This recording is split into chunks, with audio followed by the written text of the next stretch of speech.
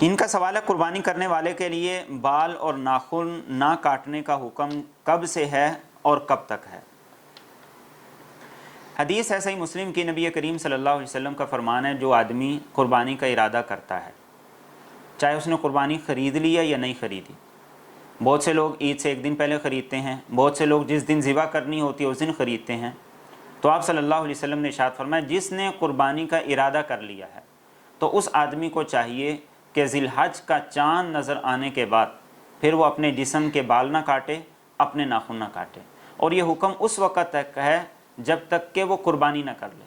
مثال کے طور پر ایک شخص کی قربانی عید کے دوسرے دن ہے تو وہ قربانی کرنے کے بعد اپنے بال اور اپنے ناخن کاٹ سکتا ہے۔ کسی کی قربانی تیسرے دن ہے تو اس کے لیے یہ حکم تیسرے دن تک ہوگا، جب تک وہ قربانی نہ کر لے اس وقت تک وہ بال بھی نہ کاٹے اور اس وقت تک وہ ناخن بھی نہ کاٹے۔